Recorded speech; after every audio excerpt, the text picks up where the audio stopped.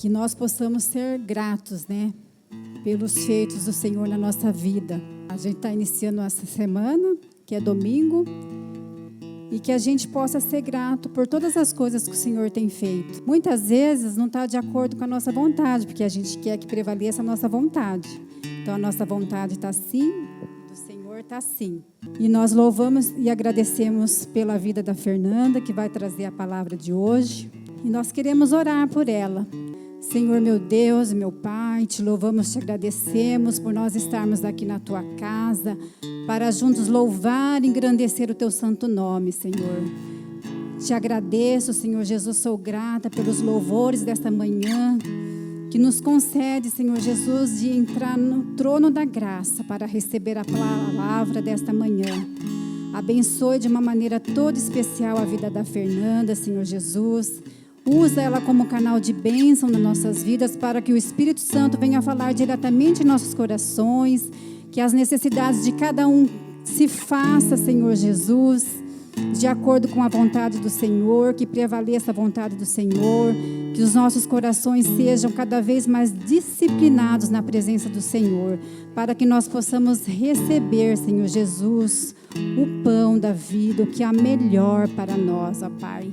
Sem duvidar, Senhor. Muito obrigado, te louvamos, te agradecemos por esta manhã. Amém. Obrigada, Adri. Obrigada. Bom dia. Falei já bom dia para a maioria, acho que para todos. Então, o Lipe pediu para que eu trouxesse uma... Eu vou ficar falando assim, hora assim. Eu espero que a idade não dê tontura, né? Hora vira aqui, hora vira... Assim, o Lipe pediu para que eu estivesse trazendo uma palavra hoje com relação à oração, com relação à solitude e com relação à intercessão, tá? Então, são temas que a gente vai estar abordando. E o tema da palavra hoje, que eu coloquei, é uma vida de oração, transformados de glória em glória. E eu pedi que o Senhor me conduzisse, quando eu estava preparando essa palavra, para que o raciocínio fosse de uma forma clara, para que a gente entenda que uma vida de oração nos transforme à semelhança do Senhor. Tá? E isso se dá de glória em glória. Tá bom? Eu já cheguei aqui chorando, já entrei aqui chorando, e assim, vou aparecer ali, tomara que a minha maquiagem não esteja toda borrada, mas, para mim, sempre é um tempo assim, muito especial falar da palavra. Sempre é um tempo muito especial. Porque falar da palavra aqui significa que eu me detive em cima da palavra de forma especial, né? Olhando aquilo, meditando na palavra para trazer a palavra no dia de hoje. Então, são momentos muito especiais que eu tenho com Deus. Primeira coisa que a gente vai falar hoje é o que é solitude, né? Para entender solitude, a gente tem que entender o que é solidão, tá? Solitude não é solidão. Solidão é a gente se sentir só, sentir um vazio interior, sentir algo que falta, né? Quem nunca teve essa sensação de um vazio, de um buraco interminável no nosso coração? Isso é solidão. Solitude, não. Solitude é entender que eu estou só, mas eu estou só com um propósito. E qual é o propósito? É um isolamento involuntário, voluntário, eu entro em contato com o interior, com o meu interior, assim como todos os louvores de hoje falavam sobre isso, todos os louvores. E a cada palavra, a cada louvor cantado, mais eu me emocionava de falar assim, como que Deus, Ele fala conosco através de todas as formas, né? E esse estado de espírito de realização interior, de quem se tem, de quem o que se tem, basta. Então, eu estou em solitude, eu não estou sozinho, e aquilo que eu tenho me basta. Eu sempre comento que meu pai sempre comentava comigo, ele falava, daquilo que eu tenho, nada me falta. Meu pai era uma pessoa muito sábia, e quando eu estava preparando essa, me veio à mente muitas vezes o meu pai com relação a isso. Bom, qual que é o propósito da solitude? Por que eu entro em solitude? Eu entro em solitude para organizar meus pensamentos, né? Para meditar a respeito das minhas atitudes, emoções e a minha espiritualidade. Não é meditar na vida do outro, não meditar no que o outro está fazendo, não tem nada a ver com isso. Mas é olhar para dentro de mim. E o que eu faço, quais são as minhas sensações, quais são as minhas emoções, por quê? Tudo aquilo que eu sinto de ruim, isto é um sintoma. Qual é a raiz das nossas dores? E só entro em contato com a raiz das minhas dores se eu olhar para dentro de mim. Porque aquilo que eu tenho dentro de mim reflete o que eu contemplo. Guarda essa frase, tá? Davi, em momento de atitude, de solitude, medita nos seus próprios sentimentos. E Davi fala assim: por que está abatida a minha alma? Salmos 42:5. E ele pergunta: Senhor, por que está tão abatida a minha alma? Naquela época, essa vulnerabilidade de Davi estava prejudicando ele, inclusive. Os inimigos percebiam isso nele. Quantas vezes a gente perguntou: o que está abatendo a minha alma? Senhor, por que eu estou triste? Por que eu estou com medo? Por que eu estou ansiosa? Por que eu estou angustiada? Por que eu sinto raiva? Por que eu tenho inveja? Por quê? Então, ele está falando isso: Senhor, por que está tão abatida a minha alma? E aí, o que ele se coloca? Se coloca à disposição do Espírito de Deus para falar com ele, né? E aí, vamos falar um pouquinho sobre a Bíblia, né? A Bíblia, quem que nos mostrou momentos de solitude? Jesus. Jesus, quando vai para o deserto, ele fica 40 dias no deserto sozinho. Apesar do demônio não querer deixá-lo sozinho, né, e o tentar várias vezes, ele simplesmente responde tranquilamente, mas continua na solitude dele, né? Então, o estado de solitude não é nem oração e nem louvor. Não é esse. Não é esse o propósito da solitude. Mas é um momento de introspecção. É um momento que eu entro dentro de mim e observo o que ocorre dentro do meu íntimo. O que está acontecendo comigo? Por que borbulha isso, né, dentro de mim? E quando reina o silêncio, ocorre o descanso da alma. Você vê, o louvor falava isso. Na tua presença, eu tenho descanso. Eu tenho descanso. E aí, em Mateus 11, você quer pôr para mim, Heitor? Mateus 11, 29.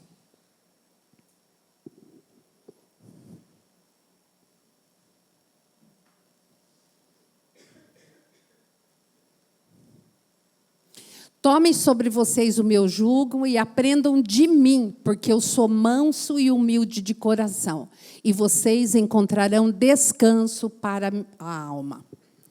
No meu texto que eu separei aqui: vinde a mim todos que estão cansados e sobrecarregados, e eu vos aliviarei. Aprendei de mim, que sou manso e humilde de coração. Aí a gente vai achar descanso. Fiquem com essa frase: aprendei de mim. Ele é a nossa referência. Aprendei de mim. Ele está falando o caminho. Então, eu me percebo na minha dor, na minha angústia, no meu buraco interno. Eu me percebo, né? E aí ele fala: aprendei de mim como ver isso, como resolver. Porque se você aprende de mim, porque eu sou manso e humilde de coração, vocês acharão descanso. Então, Jesus, ele nos convida a desligar todas as vozes e sons, todas, e olhar essa voz interior. E aí a gente declarar essa palavra a partir do momento que eu estou escutando dele. Ele é a minha referência. A música cantou: é tudo por ele. É tudo por ele. É tudo por ele. E qual a importância desta solitude? Já falei várias vezes. Mas esse contato íntimo reforça em nós sempre a necessidade de busca.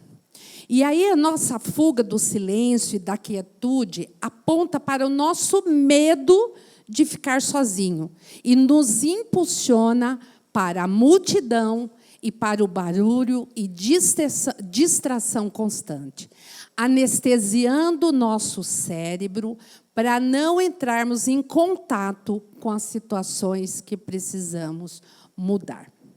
Você veja a estratégia hoje que Satanás usa através das mídias sociais, nós enchemos a nossa mente de um monte de conteúdos que muitas vezes não nos edifica.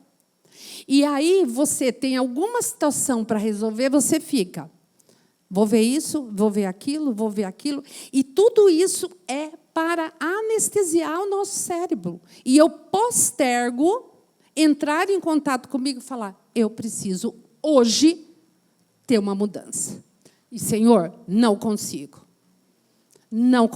mas eu preciso, a partir de hoje, ter uma mudança. Encontrar alegria e estar sozinho. Então, assim, nós precisamos ter momentos em que estamos sozinhos, sem se sentir só, mas com alegria. Porque nós estamos sempre com a presença de quem? De Deus conosco. Nós nunca estamos sozinhos. Nós estamos sozinhos aqui, da presença física. Você coloca para mim, por favor, Heitor, Salmos 16, 11.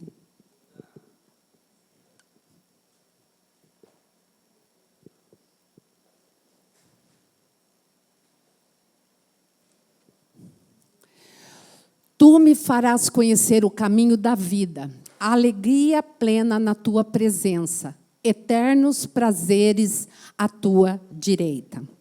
A palavra que eu separei aqui diz a mesma coisa, só que ela usa um termo, a vereda, que foi cantada hoje. Muda as minhas veredas. Tu me farás ver a vereda da vida.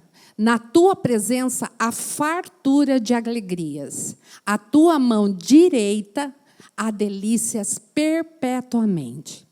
Então, primeiro, a vereda da vida. O que é o caminho? Né? O que é a vereda da vida? É o caminho que Deus traça para mim. Essa é a vereda da vida. Então, tu vai me fazer ver o caminho que Deus traçou para mim. E neste caminho há farturas e alegrias.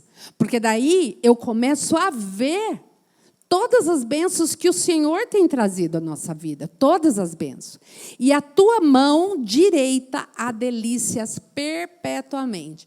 Se imaginem Deus com a mão direita estendida, com um monte de coisas legais, com um monte de coisas boas. Então, essas são as delícias que Deus tem para mim. E com a mão aberta. À disposição de quem? De nós. À disposição. E Deus, ele precisa desse espaço no nosso interior para arrumar a nossa morada. Então, o nosso interior é a morada de Deus, né? Então, no silêncio, ele fala ao nosso coração, ele nos confronta e faz de nós algo melhor. Esta é a transformação. Esta é a busca pela santidade. Esta é o movimento que o Espírito Santo faz dentro de nós. Solitude é descansar e ter intimidade com Deus. E aí, o sacrifício racional que nós fazemos mata a nossa vontade de estar ligado a todos os ruídos, todas as nossas carências, todas as necessidades. E cada um tem uma carência, cada um tem uma necessidade. E aí, daquilo que eu tenho necessidade é o que mais eu busco, né? E ouvirmos o som do nosso coração e ajustar as suas batidas, a minha, a sua, no ritmo de coração do Deus. Você já imaginou a gente ajustar a nossa batida do coração no ritmo da batida do coração de Deus? Quem nunca ficou ansioso aqui? Quem nunca teve medo? Como que fica nosso coração? Descompassado. Tuc, tuc, tuc, tuc, tuc, tuc, tuc, dá uma angústia, dá um aperto. Agora, imagina você com o seu coração compassado. Tuc, tuc, tuc, tuc, tuc, tuc. Essa é a batida do coração. É uma batida calma, uma batida descansada, uma batida de paz, né? E os nossos corações batendo de forma compassada traz descanso para nós, né? E como eu pratico a solitude, né? Eu posso ter situações de atitudes internas. E qual que é a atitude interna? Primeiro, não dá importância para o que os outros pensam de mim. Porque quem nos conhece verdadeiramente é Deus. O que os outros pensam de mim é a percepção deles de mim. Mas quem me conhece verdadeiramente, que sabe tudo que eu penso, sabe todas as minhas emoções, é Deus, né? Então, preste atenção ao que Deus pensa de você. É como a sua verdadeira identidade é forjada. É para isso que a gente tem que prestar atenção. E pode ter também uma solitude que advém de atitude externa. Então, eu elejo um lugar, eu preciso ter um lugar. Não tem como eu estar em solitude numa balada, num lugar de barulho, no meio de uma praça movimentada, no meio de uma festa. Eu preciso, a palavra fala muito de um lugar secreto. Eu preciso estar num lugar tranquilo para que eu exerça o silêncio e, dentro desse silêncio, eu possa examinar a mim mesmo e escutar a voz de Deus dentro do meu coração. Então, na multidão de palavras, não falta pecado, mas o sábio refreia os seus lábios. Isso está em Provérbios 10, 19. Então, a gente tem que entender que não é no muito falar, mas é no muito escutar. Tá? E quais são esses benefícios, né? A gente se livrar da dependência excessiva das pessoas, dos sentimentos, uma necessidade absurda de ter alguém sempre grudado. Quando a gente vê uma criança que precisa tanto da mãe, a gente entende, né, da necessidade. Um bebê, uma criança precisa da mãe. Mas nós somos adultos, nós precisamos ter a consciência que nós já estamos caminhando de forma saudável e, muitas vezes, precisamos da nossa solidão em forma de solitude. E ficar só, sem se sentir só. Ela nos prepara para o momento da oração. Então, esse é um hábito muito importante para o outro tema que a gente vai estar discutindo agora, que é a oração. Ok? Bom, a oração é uma elevação da alma a Deus. Isso está no dicionário. Invocação dirigida a Deus. Tá? Mas, para a gente entender o que é oração, é preciso entender primeiro o que é relacionamento. Se eu não entendo a palavra, o significado da palavra oração, relacionamento, eu não consigo fazer esse link. Porque oração e relacionamento andam de mãos dadas. O relacionamento, a definição é a ligação afetiva, profissional ou de amizade entre pessoas que se unem com o mesmo objetivo. Opa! Eu e Deus têm o mesmo objetivo? É para ter, né? Eu quero me relacionar com Deus com o mesmo objetivo. E assim, quando estamos nestes mesmos objetivos com Deus, eu tenho um relacionamento íntimo com Ele. É porque muitas vezes... E aí a pergunta que eu quero falar assim, mas por que muitas vezes a gente não consegue parar para orar e ter esse relacionamento íntimo? Porque a oração em relacionamento íntimo é muito mais do que eu entrar na presença do Senhor, descrever um monte de pedidos, pedido, muito obrigada, Senhor, e acabou o meu relacionamento. O meu relacionamento com Deus tem que ser um relacionamento de troca. É uma comunicação e não é um monólogo. Não é só eu falando e Deus escuta e ponto, né? E muitas vezes a gente não consegue ter esse relacionamento com Deus pela nossa visão distorcida de relacionamento. Muitas vezes a gente não consegue ter esse relacionamento com Deus pela nossa visão distorcida de pai. E quem é o nosso pai? Eu estou falando do Pai Celestial. Para você, quem é o nosso pai? Ele é um pai que pune, ele é um pai carrasco, ou ele é um pai amoroso, gracioso e misericordioso? Porque eu quero falar com um pai amoroso, gracioso e misericordioso, mas um pai que me dá limites. Um pai que me ensina o caminho. Um pai que está ali buscando me ensinar como consertar as minhas veredas. Um pai que fala, filho, você está indo para lá, você está indo longe de mim, volta para mim. É um pai que fala isso para mim. Por que você está fazendo isso com você mesmo?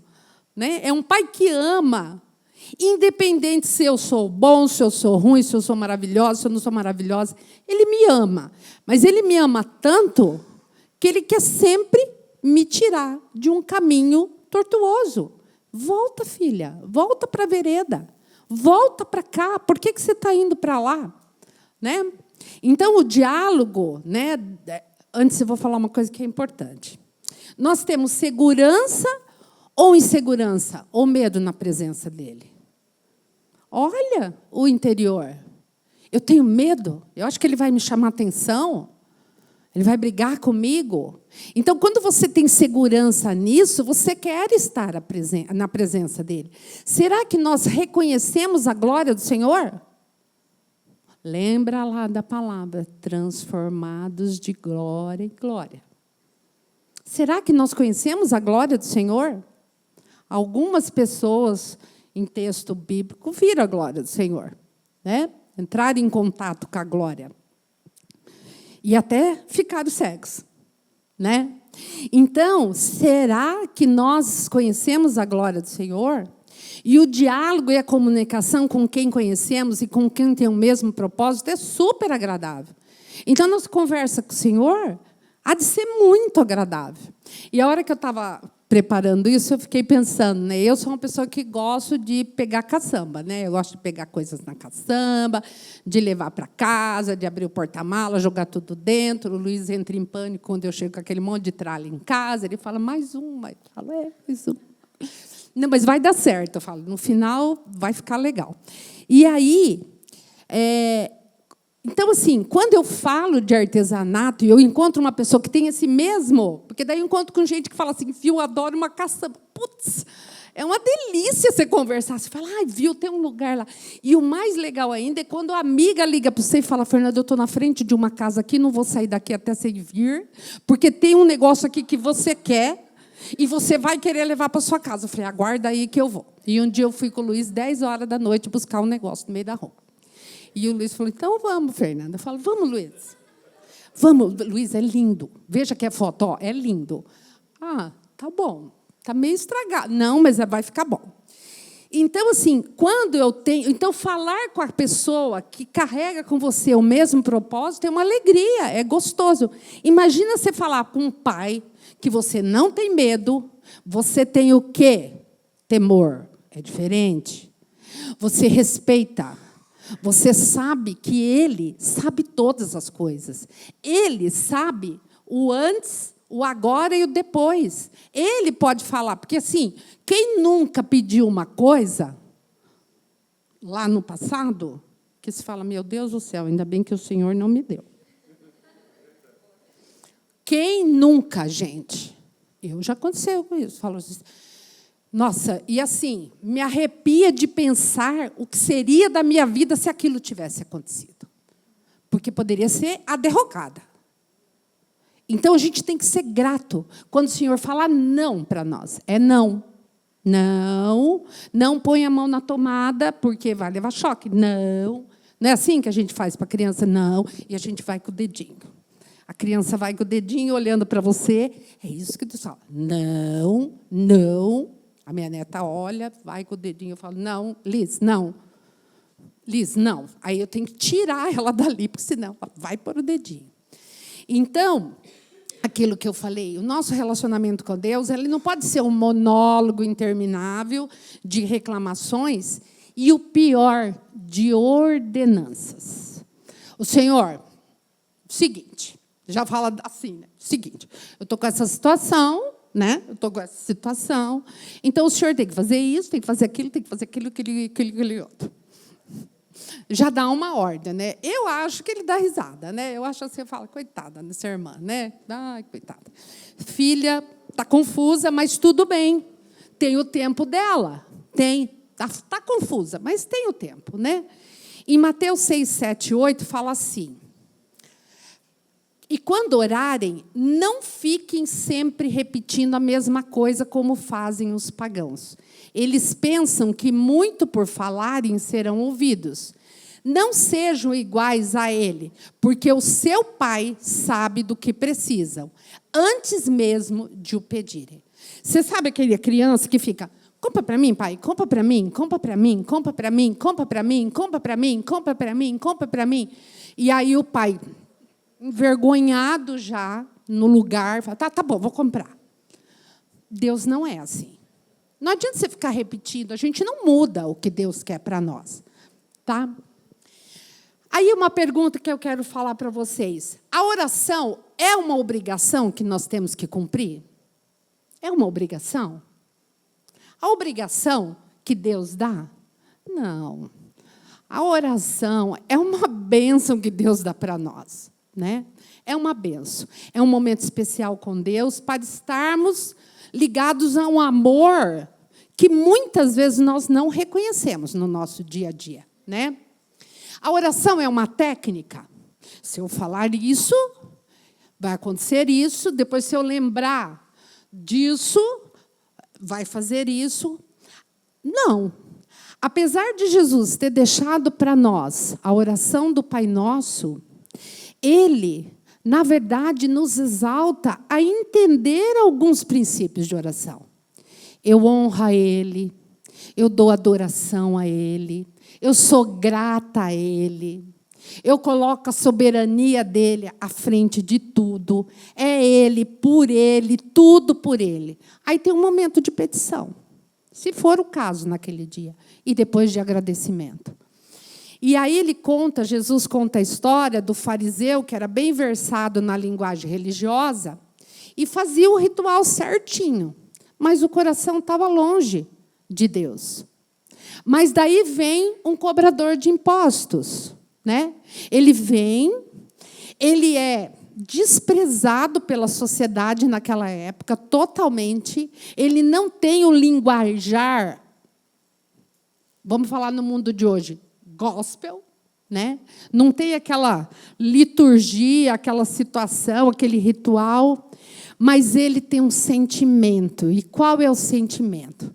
Deus, tem misericórdia de mim, porque eu sou um pecador. Eu sou pecador. E aí ele vai com o coração aberto, sangrando até o Senhor e falando, Deus, eu preciso da sua misericórdia. Né? E ele não dá ordem ao Senhor, ele pede, tem misericórdia de mim. A oração é uma postura diante de Deus. Qual postura? É uma postura de derramar os nossos sentimentos. E é isso mesmo, as nossas percepções da vida, e deve ser um hábito. É um hábito para quem crê. Né? Para aquele que crê no Senhor, é um hábito. Pois ele edifica o nosso caráter e ele nos transforma.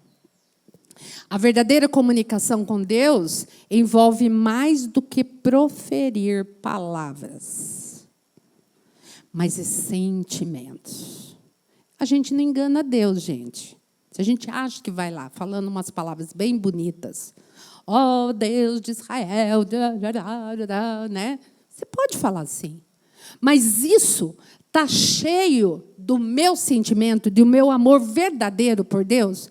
Isso está impregnado da sensação que tudo é por Ele, para Ele. Será que está?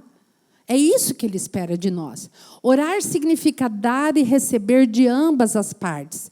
Quando um só fala, não consegue escutar o outro, fragilizando a comunicação. Os casais que a gente entende bem isso, né? Muitas vezes, dentro do casamento, um fala muito e o outro só escuta, só escuta, só escuta, só escuta. Então, precisa ter o diálogo. Um fala, o outro escuta, o outro interpreta, o outro vem, coloca as percepções, e aí se dá o relacionamento de uma comunicação e intimidade. Porque, muitas vezes, nós temos intimidade em várias coisas e não temos intimidade no diálogo. Pense nisso. Né? A oração, ela muda Deus? Não muda Deus. Senhor, o negócio é o seguinte, a situação é essa, o Senhor vai resolver para mim, e ele fica, como eu falei, olhando para a gente. Vamos ver o que é bom para você, filha. A mudança ocorre de dentro para fora, moldando o nosso coração, nos capacitando de acordo com a vontade dele. A partir da nossa mudança, isso desencadeia uma mudança externa. Então, quando a gente está passando por uma situação, lembra que eu falei logo no começo? Vamos achar a raiz? O que está acontecendo é só sintoma. É só sintoma. Por isso que eu gosto muito da homeopatia, de medicina alternativa, porque a gente trata a raiz das coisas, trata a causa. Enquanto não trato a causa, eu tenho sofrimento, sintoma, reflexo. E aí, tudo que eu estou ali de sintoma, estou transmitindo para quem? Para quem está em volta. Transformando, muitas vezes, a vida das pessoas no entorno difícil. Então, assim, e aí vem um monte de justificativa. Não, mas o problema é o outro. Não, cada um pega para si, pega a tua malinha e vai. Vamos lá para a solitude. Vamos ver. É o outro? Não, primeiro eu tenho que tratar comigo. E vamos ver quais as minhas atitudes, a partir do momento que eu tenho essa transformação de glória em glória, vai afetar o meio. Vai afetar o meio. Não tem como não afetar. O que pede alcança, mas alcança o que Deus quer nos dar de acordo com seus desígnios. Nós temos veredas. Temos uma vereda estabelecida por Deus. Qual é essa vereda para a minha vida? Tá? Agora, uma coisa a gente tem claro, Deus é muito misericordioso. Ele é muito gracioso, porque Ele nos dá de graça sem merecimento. Quando a gente entende isso, e se a gente entende isso de verdade, a gente tem que pedir o que realmente é importante. E Ele nos dá de graça. Não porque a gente merece, mas Ele está ali falando, filho, eu quero te dar isso. Peça com responsabilidade. Né? Romanos 8, 27 fala, aquele que sonda os corações, conhece a intenção do Espírito, porque o Espírito intercede pelos santos de acordo com a vontade de Deus. Paulo nos mostra que o Espírito intercede por nós nos momentos das nossas fraquezas, gemidos inexprimíveis. Aí todo mundo pensa assim, mas ele é tão bom, vou pedir tudo o que eu quero. Agora, nós temos que entender que o bem maior que Deus nos dá à disposição de nós é a salvação. Esse é o bem maior. E, muitas vezes, o caminho que nós queremos tomar, que nós estamos insistentemente pedindo a Deus, está nos afastando disso. Está nos afastando de Deus, está nos levando para um caminho incerto, um caminho de dor, um caminho de angústia, um caminho de sofrimento. Então, querer transformar Deus para que satisfaça os nossos desejos egoístas mostra o nível raso de relacionamento que muitas vezes temos com Deus, o que denota uma infantilidade da nossa parte e acaba sendo obstáculo para um autêntico encontro com Ele. Então, nós temos que amadurecer as nossas condutas. E a gente amadurece através do relacionamento com Deus. Paulo teve uma situação que ele reiterou em 2 Coríntios 12, de 8 a 9. Ele reiterou várias vezes, pedindo a Deus que modificasse aquela situação. Não foi modificado. A resposta de Deus falou assim: basta-te a minha graça, pois o poder se manifesta plenamente na fraqueza. Veja quanto que Paulo se colocava à disposição, se colocava disponível para o mover de Deus, né? E ele experimentou o poder da cura do Espírito e não da carne dele naquele momento, né? Os nossos pedidos, eles se tornam verdadeira oração diante de Deus quando, junto com a busca de alguma situação que nós precisamos aqui nessa vida secular, nós entregamos a disposição soberana e a sua misericórdia, sabendo que Ele nos ama e jamais, jamais nos abandona. Nós cristãos, nós temos que ter isso muito claro nas nossas vidas. Jamais Ele nos abandona, independente do que estejamos fazendo. E nos momentos de mais difíceis da nossa vida, Ele está nos carregando. No dia que você não consegue andar pelas próprias pernas, Ele vai estar nos carregando. Ele vai colocar pessoas, Ele vai colocar situações para falar: filha, eu estou acudindo você neste momento. Eu estou te acudindo. Ai, gente, é muito forte isso, essa sensação deste amor por nós, essa sensação de quanto que Ele está à disposição de nós. Basta, né? Ele está para abrir a porta, abre a porta, né? Ele bate, mas Ele não invade. Abre a porta, né? E aí a gente tem alguns tipos de orações. Nós temos oração. Deixa eu ver o tempo aqui. Eita, estou indo. A gente tem os tipos de oração. Oração de ação de graças, né? Quer dizer, obrigado. Obrigado, Senhor. Hoje nós estamos aqui. Obrigado, Senhor. Obrigado pela palavra. Obrigado pelo seu louvor. Obrigado por eu estar viva. Obrigado porque eu acordei. Obrigado porque eu estou respirando, né? Simplesmente é isso. Oração de louvor. Quando eu engrandeço Deus. Então, quando eu louvo a Deus, Senhor, é tudo pelo Senhor, né? É isso. O Senhor é tudo. Maravilhoso.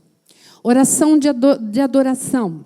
Reconhecimento da sua grandeza, da sua força, eternidade, pelo seu poder, pelo poder de Deus. Nós temos também uma oração de entrega. Quando a gente entrega tudo a Ele e declara a nossa dependência. Existem situações que nós passamos na vida que estamos tão confusos que fala: Senhor, eu não tenho nada. Eu não tenho mais nada. Eu só tenho a minha dependência. Eu preciso de Ti. Né?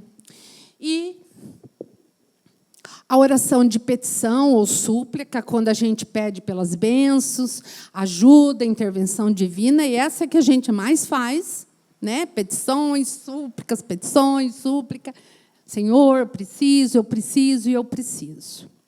E aí tem uma oração de grande importância, que é a oração de intercessão. É tomar o lugar de alguém numa necessidade ou problema, pleiteando a sua causa como se fosse própria. E quando a gente pleiteia, né, como se fosse minha. Então, João fala assim, 17:9, ele faz: eu rogo por eles, não rogo pelo mundo, mas por aqueles que me deste, porque são teus. Então, quando eu rogo por uma pessoa, para eu entrar naquele sentimento daquela pessoa e me colocar no lugar dela, eu tenho que tentar perceber a dor que ela está sentindo. Porque tem dores que nós não passamos. Mas a gente imagina a dor que uma pessoa está passando. A gente imagina a dor que uma pessoa pode estar passando. E é uma dor que você fala, gente, isso daqui é de enfiar a faca na barriga. Enfiar a faca e dar uma torcidinha assim no meio do estômago. E é uma dor tão assim que você fala, Senhor, eu peço da tua misericórdia por esta pessoa.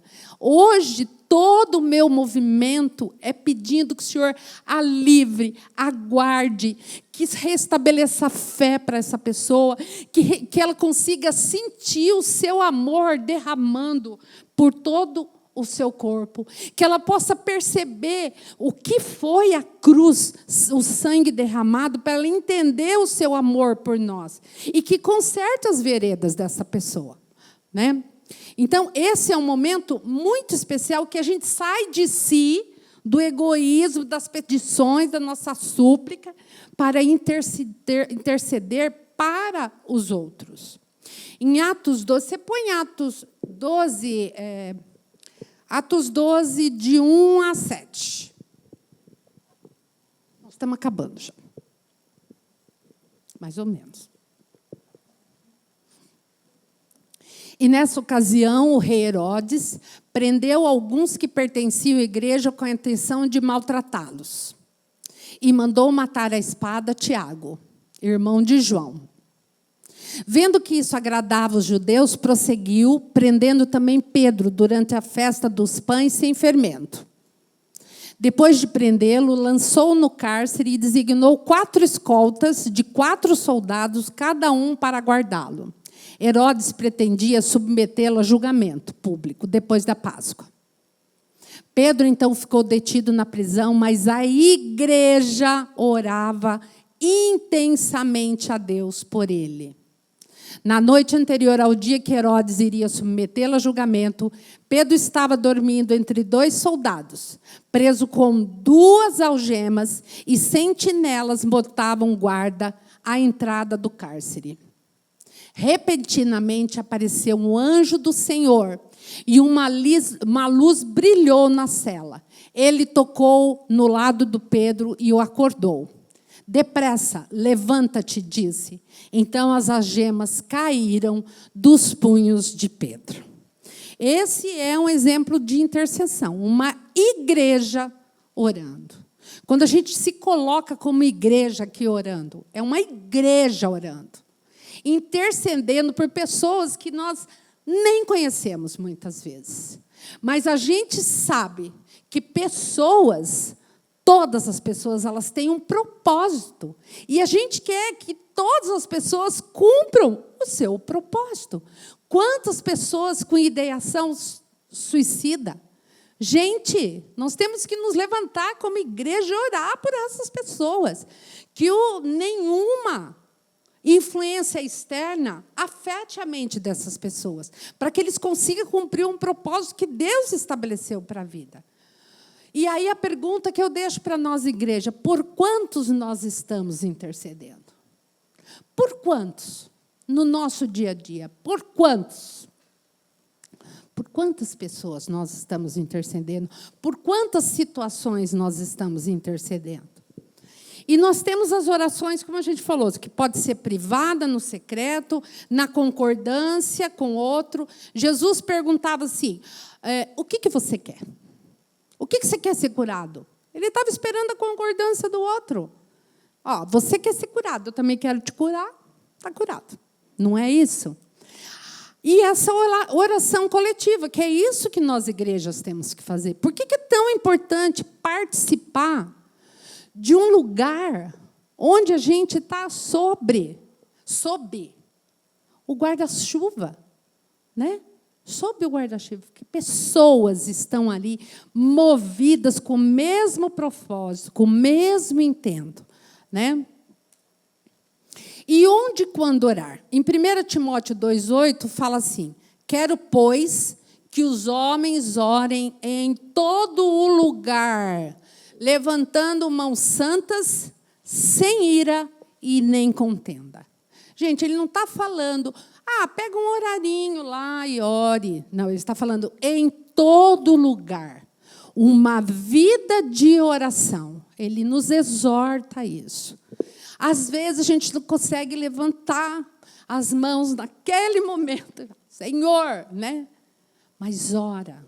Você está no caixa, você vê uma pessoa ansiosa no caixa, por que não orar por essa pessoa? Você vê uma pessoa que está em crise no trânsito, por que não orar por essa pessoa? E é muito rápido, por que não falar, Senhor, tem misericórdia dessa pessoa? Às vezes nós nunca vamos encontrar, ele nunca vai saber que você orou por ele, mas tem um movimento, nós temos que orar sem cessar. Sabe, isso não vai nos atrapalhar o trabalho, isso não vai atrapalhar. Nós temos que ter claro que a nossa vida é isso. E nós, como cristãos, nós temos que ter claro que nós temos que ter disponibilidade para orar com pessoas. Quando e sempre que necessário. Não é a outra semana, é agora. É hoje. A pessoa precisa. Às vezes você não consegue estar naquele lugar no telefone. No telefone. Eu vou orar com você agora. Se coloque aí que eu vou orar com você. Então, a gente tem que ter, como cristão, essa responsabilidade. A intercessão não marca a hora, não é como fala, não é consulta médica. Olha, eu tenho disponibilidade, sexta-feira, hoje é domingo, sexta-feira eu tenho 1 horinha para você. Não, a urgência da pessoa é naquele minuto. Olha, eu não posso neste minuto, eu estou terminando um trabalhinho aqui, mas eu gostaria de ter um contato pessoal, porque às vezes a gente entende que precisa ter um contato pessoal. Daqui 1 hora eu consigo. Daqui 1 hora vai ser minha hora de almoço, eu vou lá. Eu vou falar com você. Isso a gente tem que ter claro. E como que a gente deve orar? Hebreus 10, 22. Cheguemo-nos com verdadeiro coração, com inteireza, certeza da fé, com os corações purificados da má consciência e o corpo lavado com água limpa. Opa, solitude, mudança interna, entrar em contato com o Senhor, transformado de glória em glória, santidade. Porque Ele está falando para você, transforma o seu interior, transforma, e tenha certeza que você tem fé, eu creio. Declare concordância com o outro, eu creio. E muitas vezes nós nos perdemos na intimidade com Deus porque a gente fica só devaneando, né? Esse é um cuidado que a gente precisa ter. Uma forma fantástica de orar é através da palavra. Heitor, você coloca para mim 2 Coríntios 3, 16 e 18.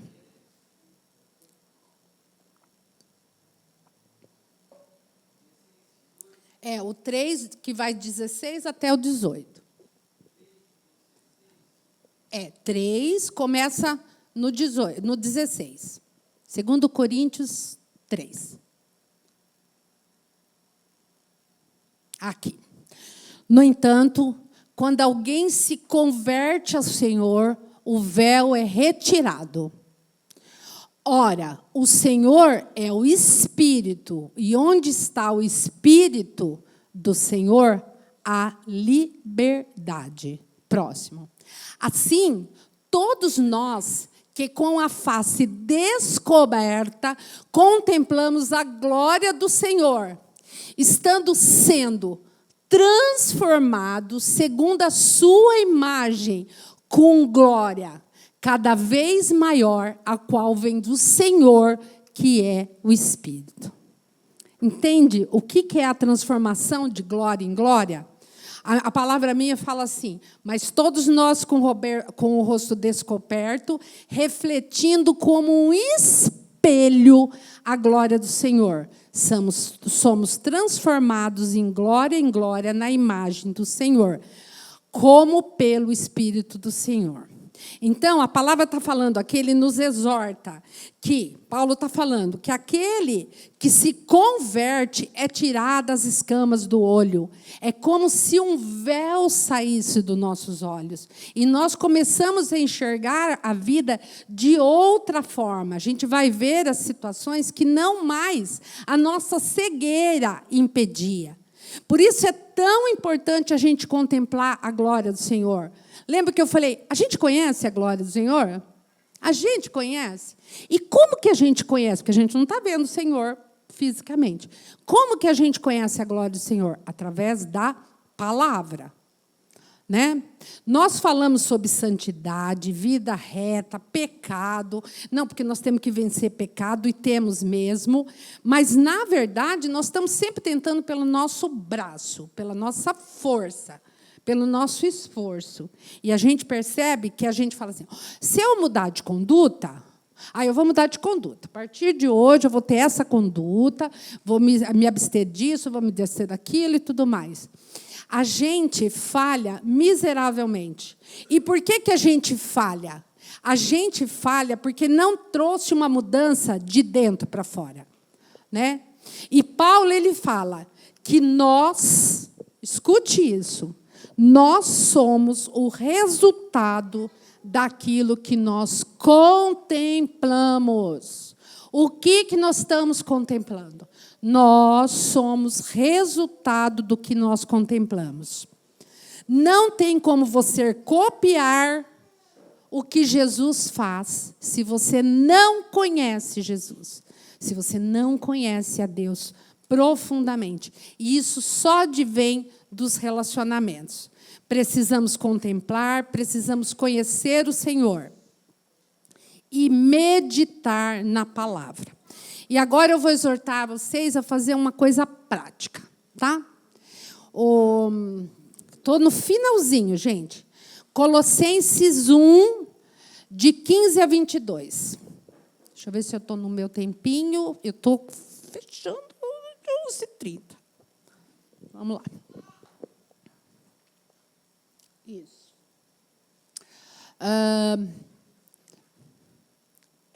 De 15. Começa no 15. Isso. Ele é a imagem do Deus invisível, o primogênito sobre toda a criação. Próximo. Pois por meio dele foram criadas todas as coisas no céu e na terra, as visíveis e as invisíveis, sejam tronos, sejam soberanias, quer poderes, quer autoridades, todas as coisas foram criadas por ele e para ele. Próximo. Ele é antes de tudo, todas as coisas, e por meio dele tudo subsiste. Ele é a cabeça do corpo, que é a igreja, é o princípio e é o primogênito dentre os mortos, para que em tudo tenha a supremacia. Pois foi do agrado de Deus que nele habitasse toda a plenitude. E por meio dele reconciliasse consigo todas as coisas, tanto as que estão na terra quanto as que estão nos céus, estabelecendo a paz por meio do seu sangue derramado na cruz. Antes vocês estavam separados de Deus e eram inimigos dele por causa da disposição interior e do mau procedimento de vocês. Contudo, agora, ele os reconciliou pelo corpo físico de Cristo, por meio da morte, para apresentá-lo diante dele santos, sem culpa e livre de toda acusação. O que é orar na palavra? É eu pegar esse texto e meditar nele, e destrinchar esse texto, declarando cada palavra. Gente, em que lugar o autor do livro está sentado junto com você à mesa? Só quando a gente lê a palavra. Ou se você é muito amigo do autor. Então, fala, olha, vamos aqui sentar e vamos discutir seu livro. Neste momento, quando nós abrimos a Bíblia, nós estamos com o autor do livro frente a frente. E quando a gente fala para orar na palavra, é para a gente falar utilizando a prerrogativa que ele está na nossa frente. Senhor, o Senhor, Jesus, que está aqui comigo, neste momento, ele é a imagem de Deus. Então, quando eu olho para o Senhor, Jesus, quando eu olho, eu vou usar essa terminologia mais íntima, quando eu olho para você, eu vejo a imagem de Deus. Eu estou vendo a imagem de Deus quando eu olho para você. Você é o primogênito da criação. Você veio antes de tudo. Deus estabeleceu isso, que você veio antes de tudo. E foram criadas todas as coisas para Ele, por Ele. E como Ele é o primogênito, nós que viemos depois, nós tivemos a chance de pegar tudo isso para nós. Nós temos acesso a tudo. Obrigada, Senhor. Obrigada, Jesus, por ter aceito tudo isso. Né? Você é a cabeça do corpo, que é a igreja, o princípio, o primogênito entre os mortos, para que tudo tenha supremacia. E pelo agrado de Deus, Ele habitasse com toda a plenitude. Então, o Senhor tem toda a plenitude. Qual é a plenitude que eu não tenho? O que eu tenho que aprender do Senhor? Isso é orar na palavra. Isso é um diálogo. E que por isso que muitas vezes você faz uma oração e essa oração termina só de pedidos pessoais. Isso é estar com Deus, meditando naquilo que Ele fala e vendo quais as situações que me faltam, quais as situações que eu não tenho. E aí Ele fala, por meio de você, eu pude me reconciliar com Deus de novo, pelo seu sangue derramado na cruz. Eu pude fazer isso. Olha que bênção isso. E por que eu não quero isso para a minha vida?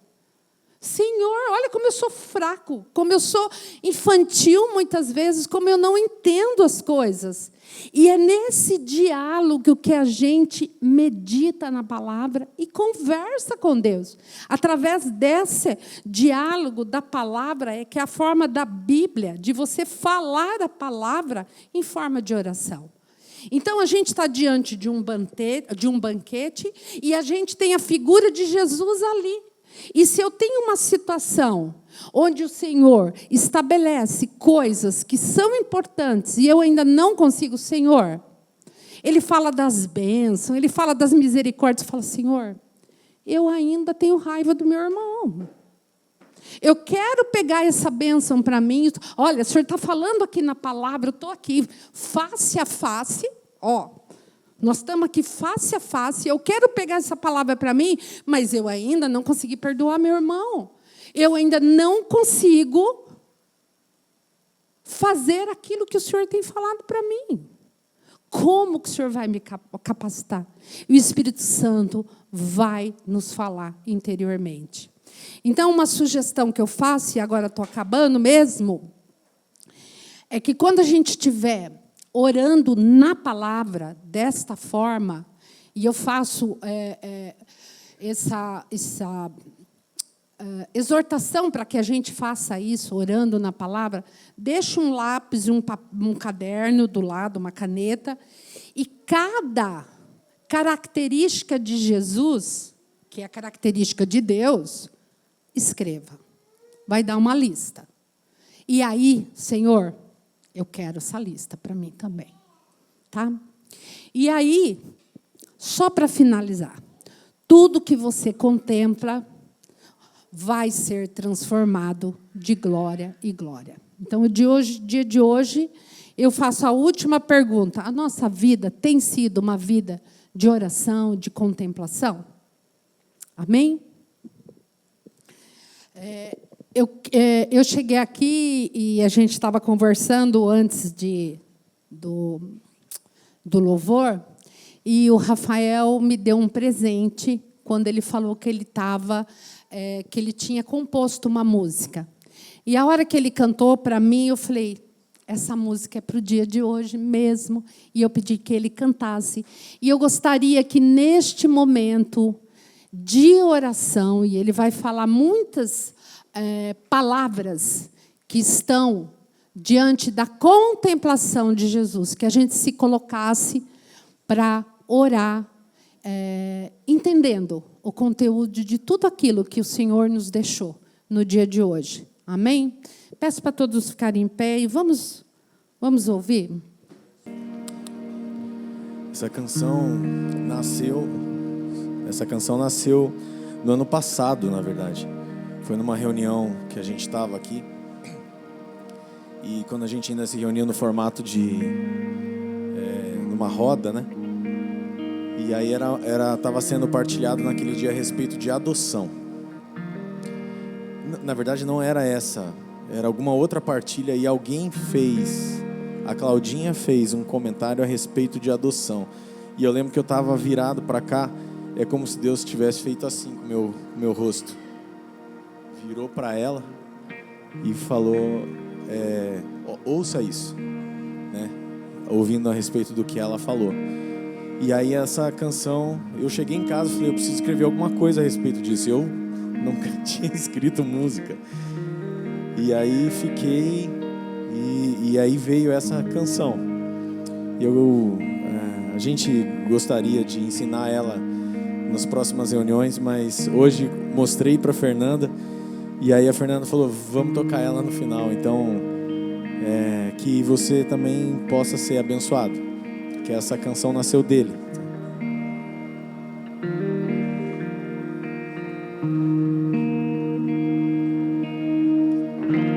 Imenso amor que eu não conhecia, que sobre todos derramou a graça que eu não merecia, e como um filho me adotou. Mesmo em pecado, mesmo perdido, teu sublime amor me encontrou. Em ti fui salvo e redimido, seu sacrifício me perdoou. Eu creio em Cristo, no Messias que se revelou, na palavra que me transformou, no meu Salvador. Eu creio em Cristo, o caminho que me leva ao Pai, o castigo que hoje me traz paz, Ele carregou. Eu creio em Ti, Jesus.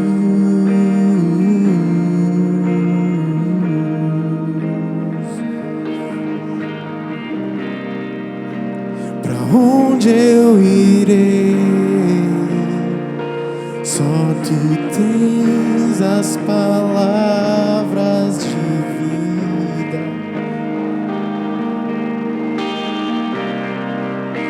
Pra onde eu irei?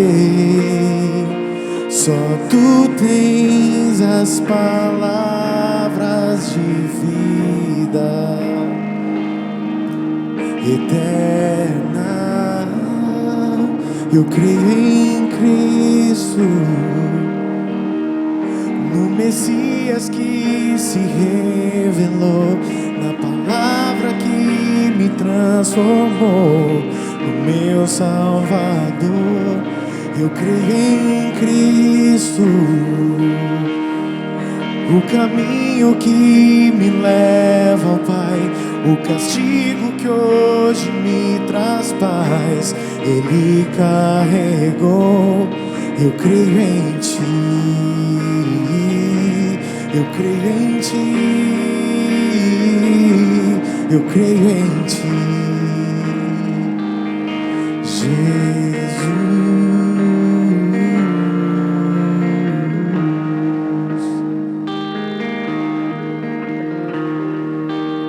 Obrigada por compartilhar. Esse é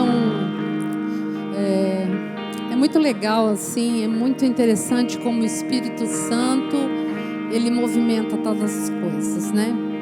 E quando o Rafael me mostrou a música, eu falei assim, essa música é o que a gente vai falar na pregação de hoje, né? Eu creio, a palavra transforma, a cruz que nos salvou e a nossa santidade, né? Então, obrigada, Senhor, obrigada por esse dia, obrigada pela Tua palavra, Senhor. Agradeço imensamente, Pai, o cuidado que o Senhor tem nos dado. Pai, faz de nós uma obra santificada, Pai. Que as nossas ações, as nossas condutas, Pai, estejam pautadas no Teu amor, nos Teus ensinos e na Tua palavra, Senhor. Em nome de Jesus. Amém.